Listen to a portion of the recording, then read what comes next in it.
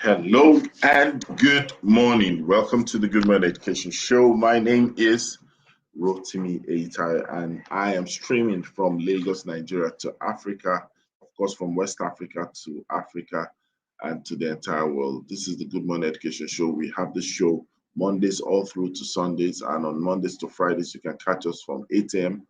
to 9 a.m. and on the weekends, we have Saturdays, which we call the weekend special. You can catch us from 9 a.m. to 10 a.m. And of course, on Sundays, you can also catch us from 5 p.m. to 6 p.m. On the Good Morning Education Show, we always have great time talking together, having great time together, learning together, sharing together. And today will not be an exception. And I believe that today will not be an exception. We're going to be having a great time. And everyone who's watching us should note this, that the Good Morning Education Show is here. We've started, and yes, that's what we are about, So welcome to the Good Morning Education Show once again. Everyone, welcome to the show. And it's a pleasure to be here. It's a pleasure to have you as well. And we'll be having headline news. And from the headline news, we'll be talking about several conversations and several things that will help us, champion the conversation of the day. So welcome, everyone.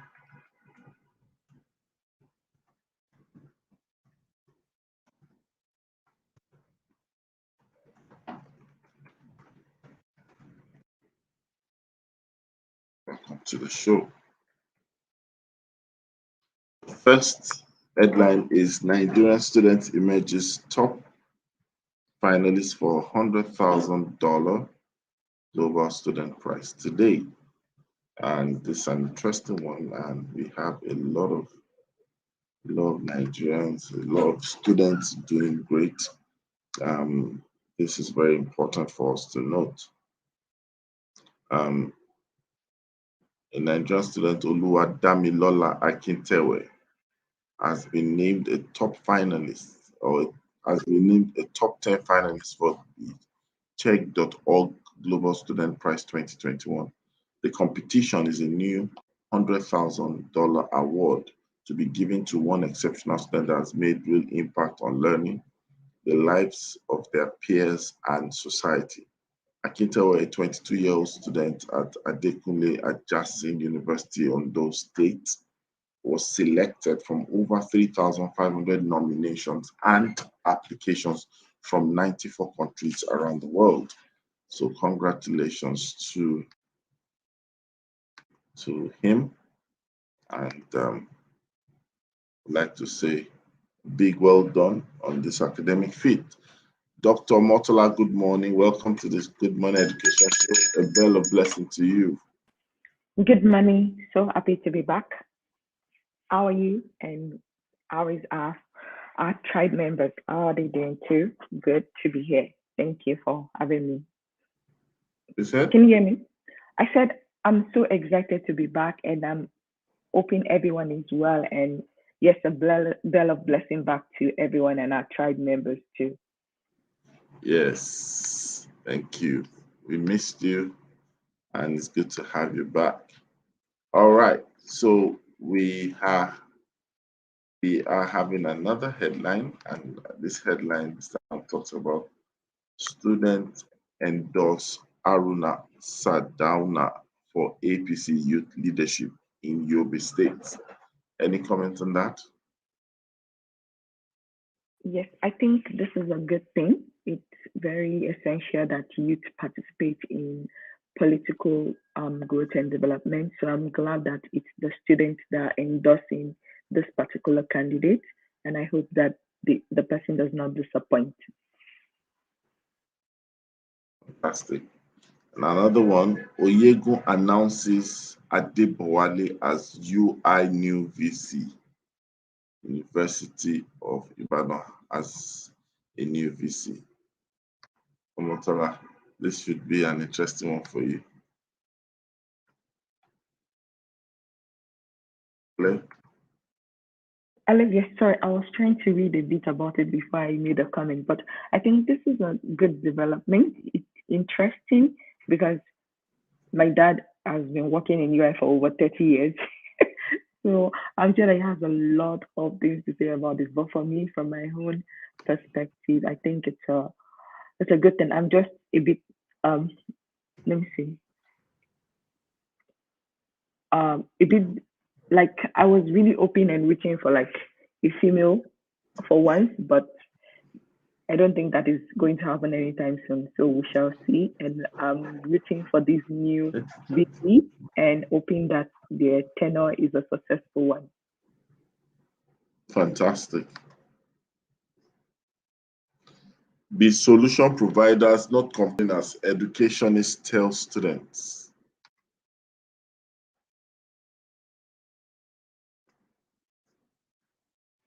Dr. Motola, your thoughts on this?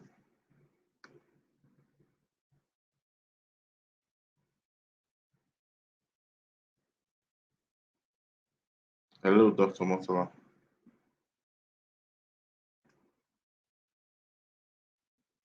Are you there, Dr. Motola?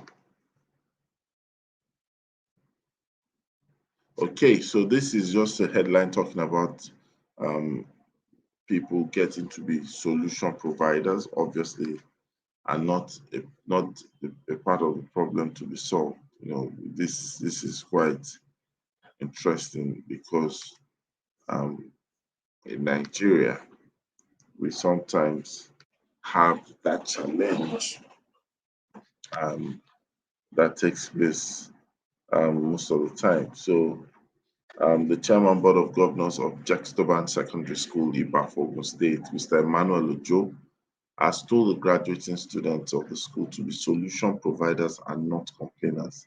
He gave this advice at the 22nd and 23rd joint valedictory graduation ceremony of the school, saying those who provide solutions to societal problems made money with ease. He said those who provide solutions to societal problems make money with ease.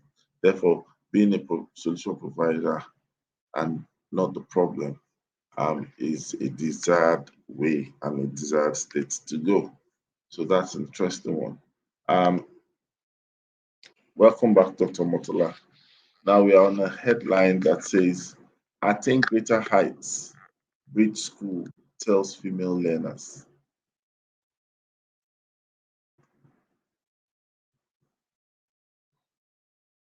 I think it's not Dr. just Motola. enough to say, yeah, it's not just enough to say they should attain better height. I think we have to change some things like structurally and fundamentally in our culture.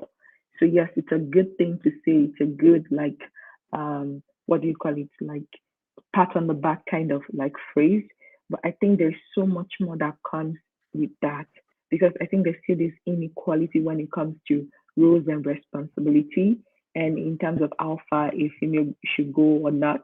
And so I think it's really important that while this is good to be said, we need to do more than just say that. We have to be willing to be part of the people that will change the cultural structure that we have in place to ensure that when female rise to those positions and when they go in to attain those things, they have the support and the backing of everyone they need to be successful when they rise up.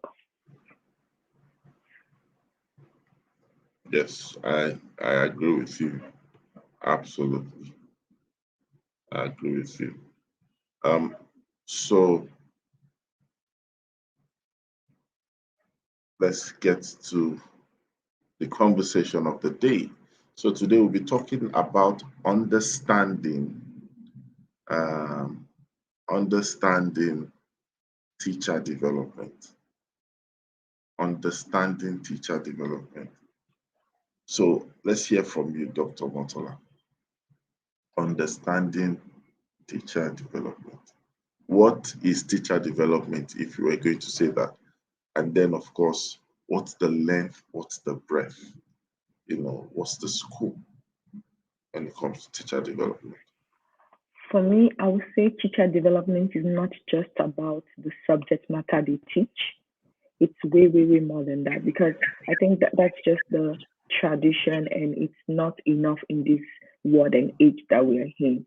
So for me, if I were to define teacher development, I would say it should be the school of thought that it is a combination of empowering the teacher both in the subject area that they should be expert at, but also equipping them with the resources and the support they need to thrive and to help their students thrive and to also lead wherever they are, lead their classroom, lead among their peers, and lead even within the educational system. And so that might include providing extra support in terms of like emotional, psychological, and all of these other aspects that we don't usually consider important, but are very critical to student success. And so, and then also, yeah, teaching them on how to work with parents and other stakeholders who are involved in the student life to ensure that they are very successful and they can thrive as a whole. All right. So what would you say is the length and breadth of teacher development in terms Okay, of real school? Yeah. yeah, absolutely. I think I have a lot to say about this, so I'll try and um, do it in a concise way. So I'll say in terms of the length will be yes, ensuring that they have the right qualifications and certifications to be able to excel and be geniuses at what they do. So if they say that okay, I'm good at maths, like they should be exceptional and do everything, not to just say, oh, I have a degree, I have a master's, I have a bachelor's, I have a PhD, and that's the end of things. Like every single time they're looking for opportunities for professional development. And then the breadth will be personal development in, intertwined into the professional development. Because the truth of the matter is, even, and I'm sure you can give us example, Mr. Itai, of where some teachers will be brilliant, but because of their character, because of their communication, because of the way that they dress, or the things that they do, they don't have the respect, they don't have the honor, they don't have the influence that they should have within the school, within the educational system, with parents or with their teacher, with their peers, and also with the student that they teach. And so I think it's the formula is about combining both personal with professional on their own level. So having like a PDP, like professional development plan, or call it PPDP this time around, personal and professional development plan that is in harmony with their goal, the desire they have for their career and the people that they serve. And then on the other hand, it's also realizing that being a teacher is not just about the academic side of things alone. Like especially in this pandemic period, like this semester alone, I've had to deal with students that either having so many other challenges, and it affects their academics, it affects the way they show up in class, whether they get to submit their assignment or not. So understanding that students have other lives, have other roles and responsibility beyond just showing up in school. So they shouldn't just see students as, oh, this one is lazy, and just label them without even digging deep to understand what is going on that is making those students act the way they do or show up the way they do. And so yeah, so I'll say it has a lot. There's a lot that goes into this development, and so, but those are some of the highlights that I would say from my own perspective. Thank you so much. And I like the way you've captured that. Really, if we were to look at the teacher development, really, it's something that is periodical, it's ongoing, it's something that must be approached with so much of intensity and intentionality. And I know that in the quest of carrying this out or trying to achieve this, sometimes, we face some challenges, bottlenecks. We sometimes face misinterpretation and misunderstanding. But we know that there's an element of compulsion when it comes to teacher development, right? How do we get to understand that? Is it right? Should it not be willing? Should it be effortless? Where do we place the mix for this? Wait, sir, can you repeat the last sentence? Where do we do what? Where do we place the mix? Sometimes the desire or the thought is that this should be voluntary, this should not be. Oh, yes. So I'll say, I think it's like you said, it's a very intensive process.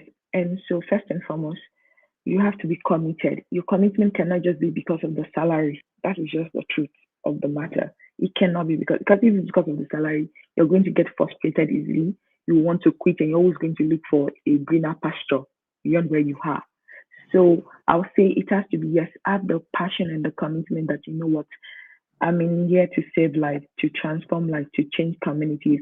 But it just does not rely on the teacher alone because if you put a good teacher in the midst of bad teachers and bad management, whether they like it or not, those people in those environments will pull them back. And before they know it, they'll stop caring, they will lose their zeal and their passion, and then they will become like every other person in that environment. So we need to have that balance of yes, we have motivated teachers that are inspired, that want to do good, that want to change and make a difference, but they must have the support of the system or the environment. And because think about it, there is this away in Yoruba, and my Yoruba is very bad right now, which I'm working on. Where it says like if you have like one rich person in the midst of Talika, like eventually those Talika will pull the person down.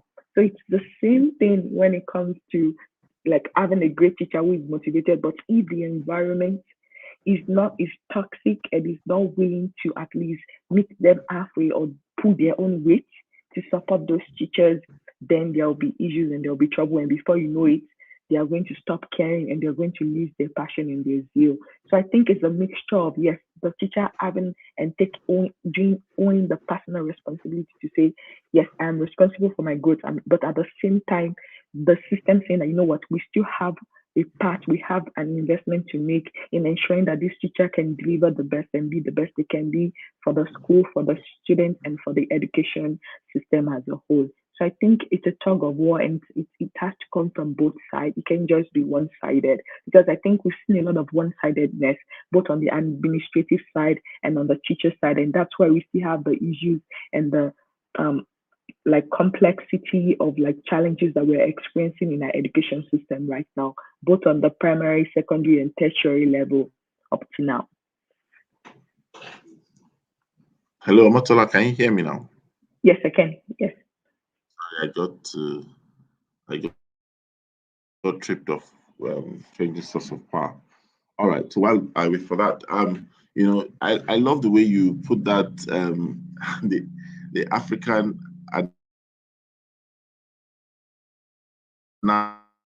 analogy. We need to recognize that professional development is not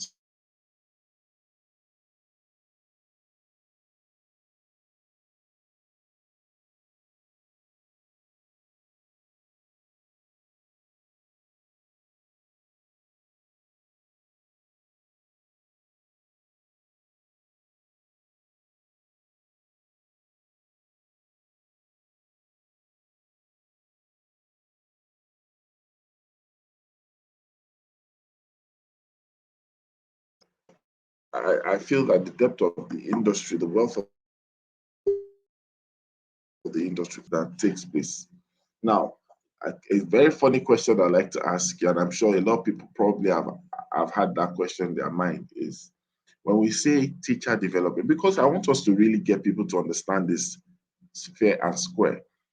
Is teacher development the same thing as training? Does it mean training? Because sometimes, we get caught up with the use of words and sometimes professional jargon and all those things.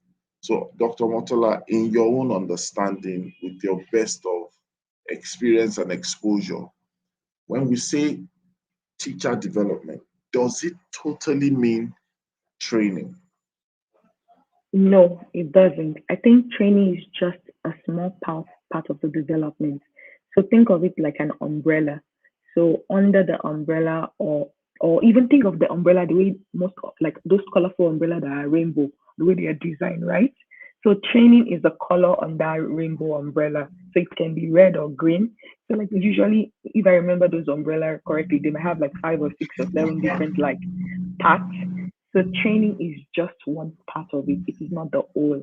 So it's not the same thing as development because the truth of the matter is, think about it. There's so many educated people, but I believe they are still educated illiterate, right? So just because you're trained does not mean that you can actually still do the work or really perform and get the result that you want. So training is a component, but it takes a lot of discipline, diligence to be able to actually transform that training into results, into the positive results, the kind of productive result that we desire for the teacher and even for the school and the students. So training is a tiny component of the development. You part of, so it's under it. It's not development itself. I like that. And of course, to follow up to that question will now be, so let's kind of explore um, the window of the dimensions of the concept of teacher development. So if training is not just development, what other things make up teacher development? I'll say intuition is also part of it. Like, because the truth is, no matter how learned you are, like, and I'm speaking as someone that has a PhD, two masters, so many certifications, there are still some things that your training or education cannot account for in the work that we do. Like I said, this work is about a living being or living beings. So there's so many dynamics that our education background, our training does not prepare us for. So I'll give you an example. So for me right now, like this semester has been very interesting for me and my students in the sense that I've had more than 10 students in the space of 48 hours emailing me because, oh, for instance, a student had a situation with her sister, a 16-year-old sister that almost committed suicide. And now she has to drop everything and travel back home 12 hours away from where the college is to try and be with her family and resolve that. Another student is dealing with bipolar disorder. He's trying to do his very best to succeed, but because of these mental health challenges, all of that is also happening. So when that comes, and that's what I mean, like for me, like thank God, yes, my background is in social work and I have training for it. But imagine most teachers, they don't have those mental health background training or counseling in those kind of ways.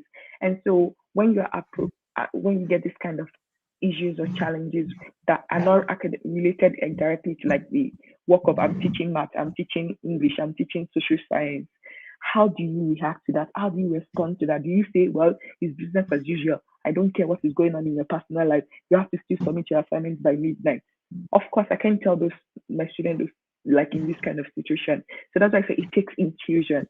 And now I have to not just be a teacher. I have to be a counselor. I have to be sometimes a coach. I have a student that emailed me and said, I'm struggling. I'm feeling depressed. I just want to drop out of school. And she only has 2 months left to graduate to get a degree.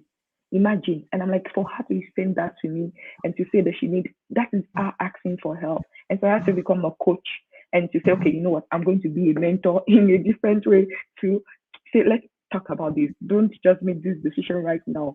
Like, let's really fully see what the option, what resources are there for you in that way. So beyond the training, yeah, I said intuition, and then that flexibility is also important to not just see them as, oh, they're just a number. I have 35 students in a specific class.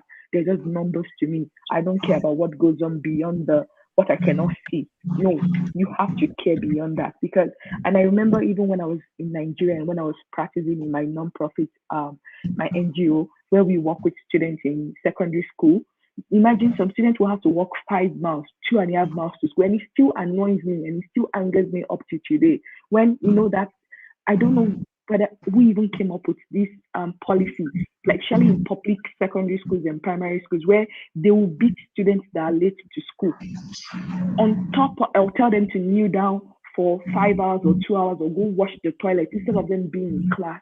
And that frustrated me so much because imagine most of the students, they will not even eat breakfast before they come to school. So they're coming on an empty stomach. Secondly, they have to walk more than 2 miles or 1 mile or zero point 0.5 miles to get to school. And then you now punish them for their zeal and their willingness to come to school to learn, despite all the challenges and everything they've gone through. Some of them will not eat dinner the night before. Some of them will have to walk before they come to school.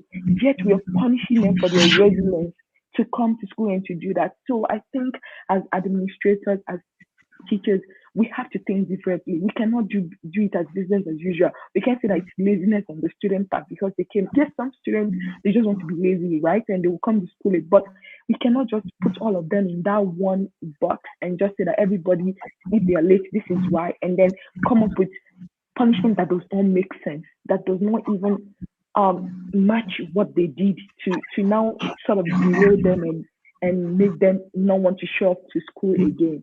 And so I think I'm talking too much, so I'm just going to pause and I would like other people to give perspective. Oh my goodness, Dr. Otala, you're not talking too much. You're making sense.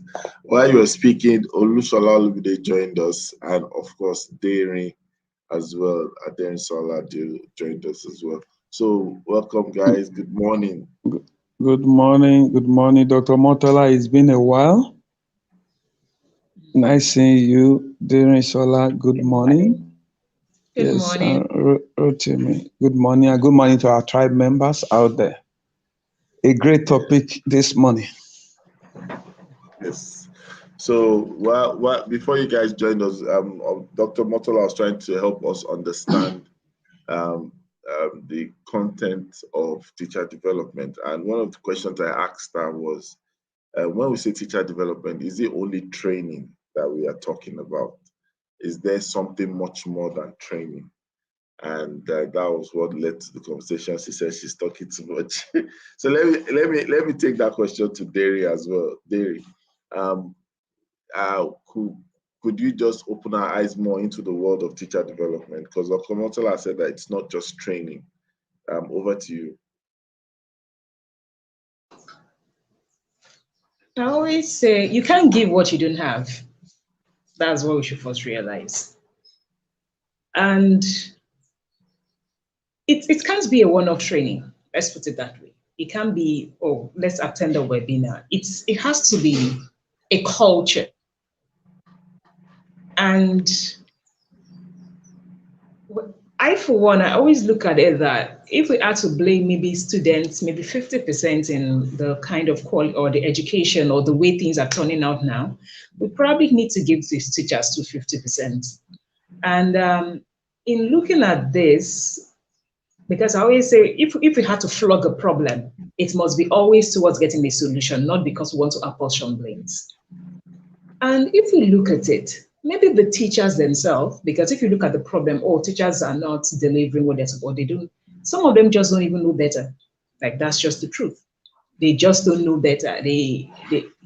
How they were raised is they think that everything you need to use the rod or you need to use a stick. Like, that is how they know how to do to discipline a child or how to behave.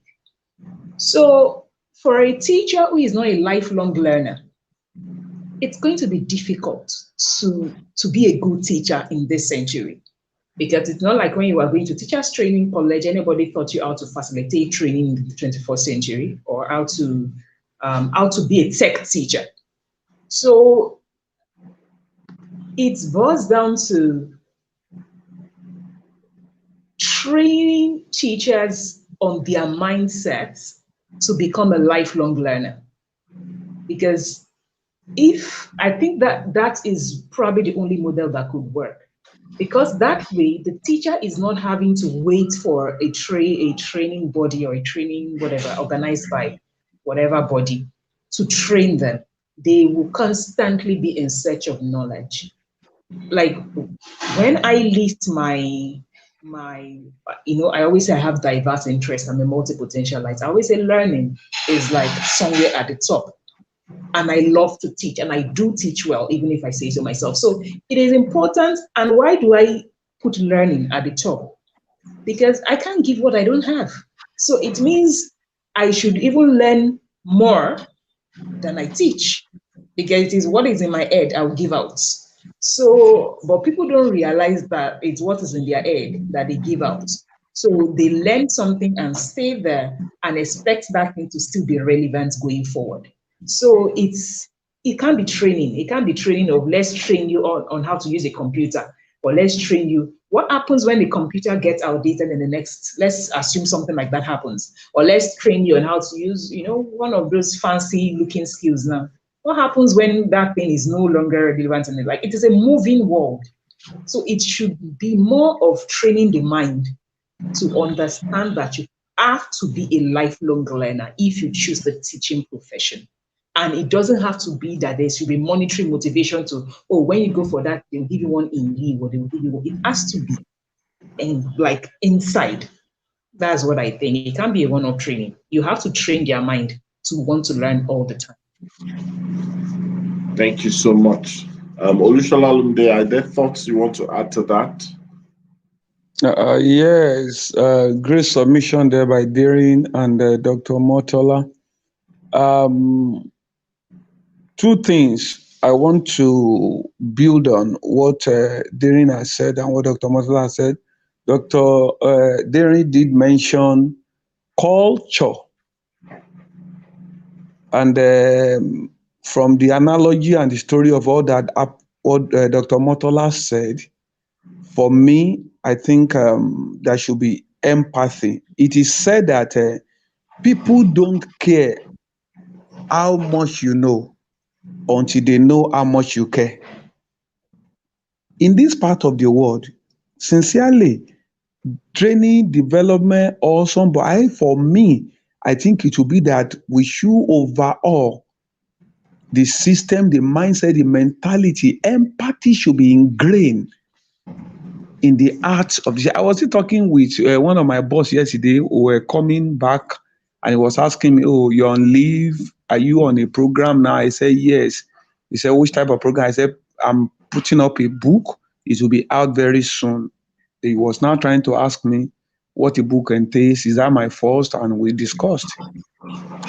Now, if student is coming to class and they are afraid because of the man, and I told the man, it's easier to help primary school, secondary school teachers. Lecturers are the worst to help.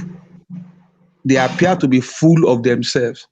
So if they develop and they are trained without the mind being trained, they would deliver on the job, but they won't have empathy. Like Dr. Omotola just said, you ask a child to go and be washing toilet when he's supposed to be in class. And like Darin said, maybe they didn't know better in most cases. You know, at times, when people don't know, but they don't agree that they don't know, that makes it worse. You are doing something and we're saying this thing is not the best, but some of them are so proud that they will tell you, no, this is how it had to be done. I said, no, things can be done this way. So the training, the development is necessary, but for me, it will start from the area of empathy. How do we make empathy a culture? That even if the child, for one reason or the other, couldn't learn, the child feels, oh, for the sake of my teacher, I will be there. There are many students who don't want to be in school, but because they are bonded with a particular teacher, you know, they will come and say, sir, ma, it's because of you. I am tired. They can bear their mind and tell you what is going on at home. Because there is somebody who can listen. And do you know one thing I have discovered? When you bond with your learner, learning becomes easier. Because your learner likes you, psychologically, it begins to pick what you are teaching. I have seen that happen in a lot of cases. That why is so and so your best subject? In fact, I like that teacher. In fact, she's my best teacher. Any day, anytime, I will be there, you know, and they are learning. But when they disconnect, they don't even learn. So for teachers who keep training them, like Darin said, it has to be being a lifelong learner until somebody enters the grave. Yes, if that does not come up, what we had taught them yesterday will be outdated today. And if they themselves don't pick up the fact that they need to keep learning, and they are still basking in the offer of what I learned 10 years ago, and that thing is no longer useful. So it has to be a long life learning. Then we have to make empathy a culture.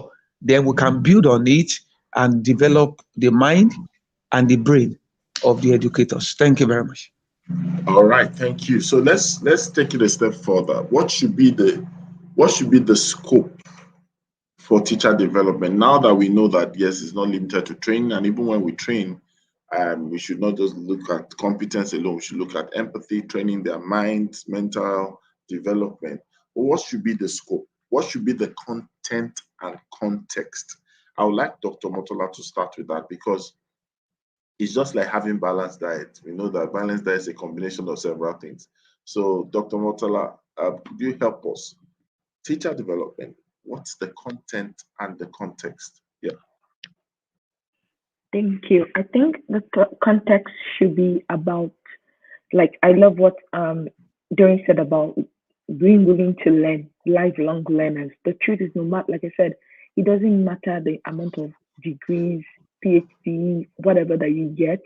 You once if you think you've arrived, that's when you're going to start dying, and you're going to go down. And so it's this context of, you know what, like, no matter how far I've reached, I can still do better. I can still learn more. And then also having this posture of I can learn from anybody. Like me, I have a 4-year-old daughter. I have a 20-year-old, 12-year-old, 2.5-year-old son. I learn from them every day. Like I've learned so many lessons from them that no money or no degree can ever teach me about different things in this world. And so it's that posture of, you know what, I am always going to have more to learn. There's more to learn. There's more to reach for. And then also having that humility and that grace to say, no one is beneath me or above me that I can learn from. So that means you can learn from your students. Like for me in this semester, have been so amazed by the resiliency of my students, despite all the things that they're going through on the back end, that and how they still have persevered, and how they're still trying and shooting for the best, and trying to say, you know what, I know that I am wrong, but this is what is going on. I promise, just give me an extra whatever. You can take the points, but I'll get it done. Or for those that will ask me and say, I need help, I don't know where to go, I don't know where to start from, I'm struggling. How will you help me to guide this? Or those that will say, I messed up, please can you, or those that will just without them knowing, they're teaching me something. They're making me wanting to be better, to serve them well, to really give them my best. So that will be the context in the sentiment. In terms of the content of what does that look like? Yes, training and educating yourself is important, but beyond that is that application, is that connection of art plus God plus your expertise. So yes, you have to teach social studies, you have to teach math, you have to teach physics and biology. Yes, but realize that it's much more than that. You yourself, you also have to lead by example. You have to be willing to dare into and go into the gray areas. Because I think sometimes teachers don't want to go into the gray areas, which might include the messy part of why a student is acting out or none of this kind. We cannot just say, this one is just there's, because I remember, yes, I went to a public school and I used to hate it when teachers said that. And I'll say it in Yoruba, I'll tell that this one, like, I cannot even say it in Yoruba, it is very terrible. Those kind of words, like, this one can never amount to nothing.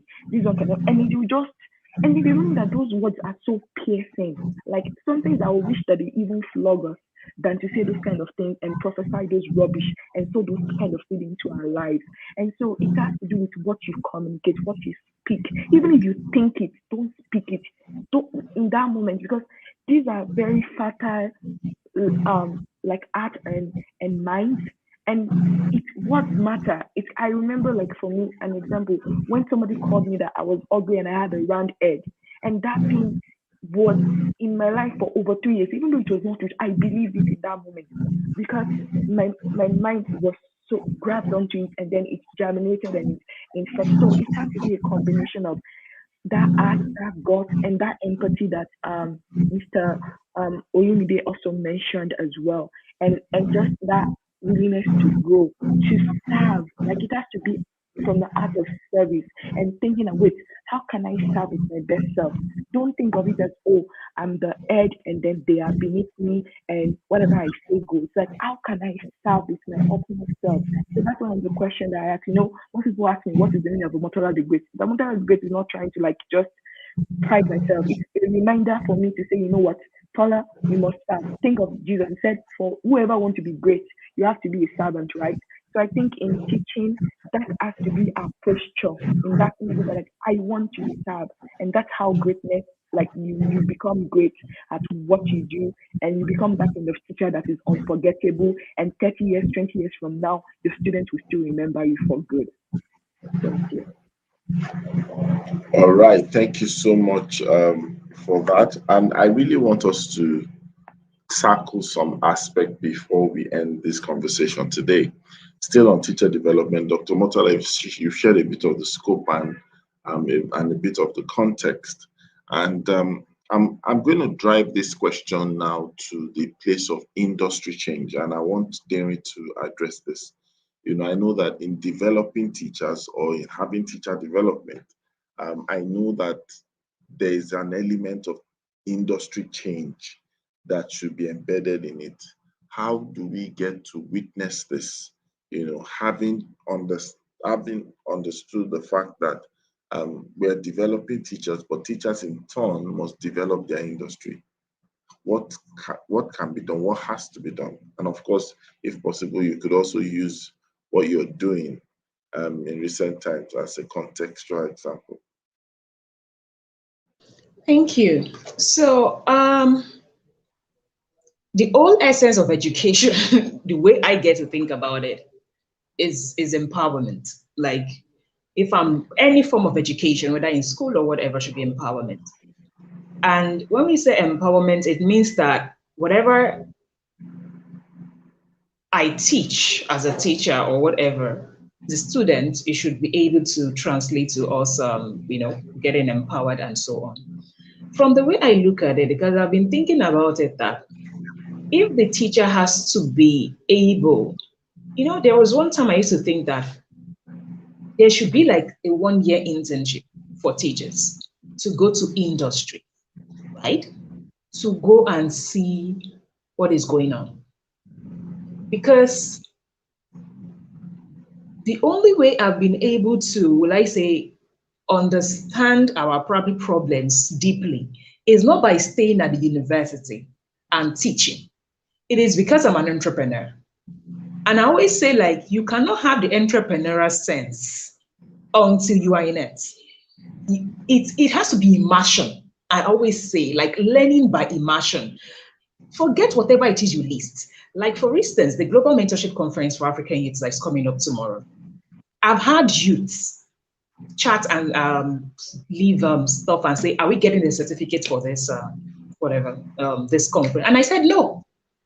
And, I didn't just even stop at no, because I'm an educator, so I will educate you. Like, they will actually send email. And I'm not even talking about, like, we have people registered from like 40 African countries. Like, they will send an email, oh, I'm this from Gabon, I'm this from, they will mention their country. Are we getting a certificate? So it is not a Nigerian thing, right? Are we getting a certificate? That means that they are so used to showing a paper for the education they have, not really showing results. And when you're in the industry, you show results. Nobody cares about the paper, right? So I think and my reply to them, of course, no, as in, you're not getting a certificate because I'm not going to give you a certificate for having clarity. It is your results that will give you whatever certificate you need. So you don't need a certificate to show that I'm clear on how I should draft and course my life. So I think for me, maybe we should first, even before we say, oh, teachers start contributing to the industry, we should first make them go and see what is going on in the industry. And I always say, if I probably had to draft a curriculum, maybe for teachers today, it will involve that. Like, it's going to be compulsory. You need to go to the industry. You cannot be aloof in your academic world and want to prefer solution. You will carry out numerous research papers and blah, blah, pour it out. And you are supposed to help the world.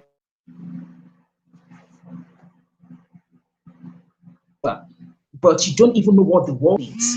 So for me, it has to be that before the teachers are able to give to the industry or be able to serve the industry and provide solutions that the industry needs, they need to go there.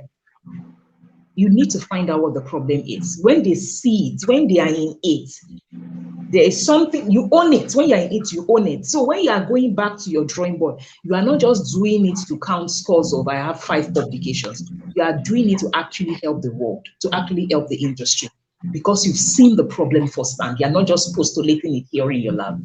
I think that's part of how we can start making the whole system of this teaching better. And I'm not even excluding university teachers, and I mean primary, secondary, university, so that someone that is in secondary school is not just giving career advice to their student and saying want to. You need to go there, go and see. So when you are coming back to come and teach your students, you know there are real problems in the world and not theoretical problems. It should start from them, industry giving them, then they can give back to industry. Let industry give them the education they need. Because the one they do not help the industry. That's the truth. Thank you so much. Thank you so much. And Olushola, I'm sure will not want to say something to that. We want to add something to that, definitely. Yes, thank you. Before I forget, Dr. Derin, where do we get the link for the program coming tomorrow? Yes, Uh, maybe so as a participant, the link, what's it called? The link, although registration is closing by 6 p.m. anyway, but the link, maybe I should just drop it in the chat here. I was going to say it's in please my, drop but it, drop it in the chat so that I can share it with some of my children who can okay, also that's 6 p.m. participate. So you really need to. At least it's going to be online. Yes, it's a virtual conference. It's at Please, I need the link so that I can share it right away for them to please. they need to register PM. Yes, they will. Let me drop it in the box now. Back to the question. Well, I think ability to showcase your expertise gives you a leverage, and it helps strengthen or build and strengthen industry. There appear to be a disconnect between what is taught, or sorry, what is learnt and the practice. That also goes on in different other sectors, like Dr. Darian has said now, the need to go to the industry. We're having some schools now coming up with colleges of education. And one particular thing why I'm excited about those schools is that those schools, they have the wherewithal to set up a university. A very good example is Corona College of Education. I want to believe Corona has what it takes to set up a university. However, they know they have a niche, they have a vision, they have a mandate to transform education sector. And we are like beyond running around training lawyers, training accountants. Our niche is education, and we want to, in a way, shun out teachers, educators who can change the system. Because I've not been there, but I want to believe the curriculum in that place would not be what is found in our common school. So I think, like we have said, beyond finding yourself in education space by circumstance, is that whoever is there should not only be taught, they should go for this internship of a thing. Go to climb where things are working. There may be few, but in this country, there are schools that when you see them, you are like, oh, we can find global practices being done here. So what I will say is this: for us to really make impact on the industry is the need to learn and also to practice. And we educators, after being trained or developed, they should be intentional. They should own their own development journey. And when you do that, you are able to give back. And when people discover that, they say, oh, have you met Mr. Arutimi before? I say, yes, I've met him. If Mr. Arutimi is an example of an educator in Nigeria, then he can stand shoulder to shoulder with any educator all over the world. Then people begin to pay attention because they can feel or see the value that it carries and what it can deliver per time. We're not just going to create an industry on the altar of mediocrity. It's not enough to be pushing and say, no, we also want educators' voice to be heard. We also want this sector to be loud and clear, only for you to be brought to the fore and you have nothing to offer. Then people look at you and say, sorry, do you think we are playing here? Okay, you are making noise now that you should be placed on this position. Your sector should be ranked side by side with this sector, that other sector. What can you offer? And the person is looking down. All the person can show is just maybe certificate. I said, beyond this certificate, do you have any other thing you can offer? The person says no. Then it's like you are a joker. You are just playing. But do you know our value, our experience, our expertise will end up opening the door for us? That anywhere you stand as an educator, people are like, wow. They begin to have a rethink on the way they treat educators. They begin to have a rethink on how much they are paying teachers. They begin to have a rethink on the way teachers are valued. Because 1, 2, 3, 4, 5, 6, 7 has shown that we are just not riffraffs. We are not just people who are empty-headed walking around the streets. We are not in this profession as a matter of last resort. We chose to be here. We are here. We know what we are doing. We can stand shoulder to shoulder with a doctor, with a lawyer, with an accountant, with an engineer. As far as our space is concerned, we know our onions. Until we get to that level, I tell you, nobody will give us that space except we show we have what it takes to occupy the space. Then people have no choice than to shift and allow us have our place. Thank you. Thank you so much.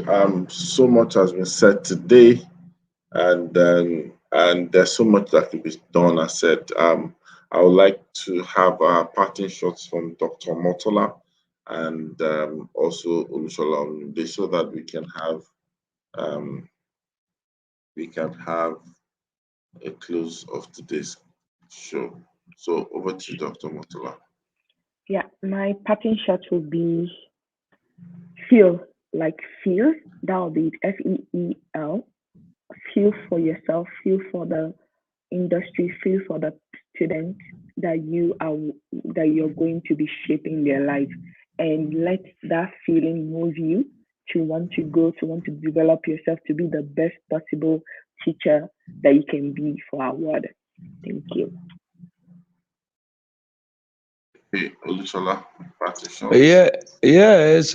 My parting shot to be keep learning, keep developing, continue to be the better version of yourself. What you are looking for, the opportunity you are craving may not be there, but it is better you are prepared while you are waiting for the opportunity than for the opportunity to come and you are found not to be prepared. So I will, to every educator out there, play your part, do your bit, stay in a position as somebody waiting for opportunity to come his or her way. Please don't let opportunity pass you by. Be your best. Give your best. By so doing, we can have the best. Thank you very much. Thank you, sir. And so, for everyone who has heard us today, please make sure you put to practice most of these things and try to make sure that you're one of those people contributing to the development of the industry and profession. Because teacher development, as is where really is the root of industry growth. And I believe that we're going to be able to champion that. Thank you, everyone who's watched us this morning and followed us this morning. Thank you to our tribe members. Thank you to Ayobola I know. And then, of course, Patron, I'm always trying to get the name. Thank you for joining. Thank you for being a part of the show. Thank you, Olusola Olumide. Thank you, Dr. Motola the Great. Thank you to Aderisola Adepoju. Thank you, everyone. And I believe that we're going to be having a great time. Till we come your way tomorrow. Remember, the weekend special starts tomorrow, 9 a.m. to 10 a.m. for Saturday, 5 p.m. to 6 p.m. on Sunday. And we'll be having a great time. Until then, remember, we have something to say to you. And it's going to be at the count of 2. 1, 2. It's It's always a great great morning on a good morning education show. Have a All right, fabulous take care. day. Bye. Bye.